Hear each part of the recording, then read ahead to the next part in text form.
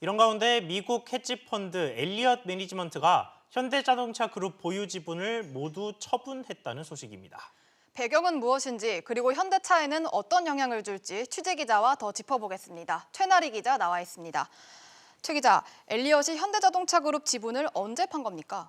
지난해 말 매각한 것으로 알려졌습니다. 앞서 엘리엇은 현대차와 현대모비스 그리고 기아차의 지분을 보유하고 있었는데요. 가장 최근 지분 규모를 보면 현대자동차가 2.9%, 현대모비스 2.6%, 기아자동차 2.1% 등이었습니다.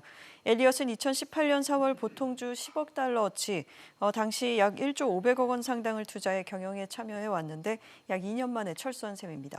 네, 아무리 글로벌한 헤지펀드라고 해도 1조 원이나 투자를 했으면 상당히 야심차게 들어온 건데 이렇게 철수를 하게 된 배경은 뭡니까?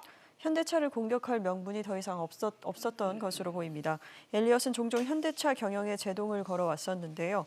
엘리엇은 2018년 경영 참여 선언 이후 한 달 뒤 현대차 그룹이 현대모비스를 중심으로 추진하던 지배구조 개편에 반기를 들었습니다. 결국 현대차는 국내외 투자자들의 반대 분위기 속에 표 대결에 승산이 없다고 보고 임시 주주총회를 취소한 바 있습니다. 하지만 지난해에는 달랐는데요. 현대차는 현대차와 현대모비스 정기 주주총회에서 엘리엇이 제안한 8조 3천억 원의 고배당과 사회이사 선임 등 안건이 모두 부결됐습니다. 무리한 배당 그리고 이해상충 논란이 된 인물을 사회이사로 앉히려다가 표대결에서 패한 것입니다. 여기에 현대차그룹이 최근 미래 사업에 투자를 확대하고 구체적인 청사진을 내놓으면서 더 이상 공격할 명분이 사라졌습니다.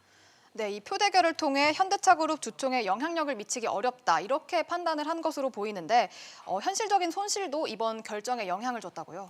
네, 현대차 주가가 2018년 초엔 15만 원에서 16만 원대였는데 최근에는 12만 원대 전후입니다. 아마 이번 매각도 투자 손실을 최소화하는 선에서 이루어졌던 것으로 보입니다. 엘리엇은 한때 현대차 주가가 떨어지면서 5천억 원 안팎의 평가 손실을 보면서 압박을 받았던 것으로도 추정되고 있습니다.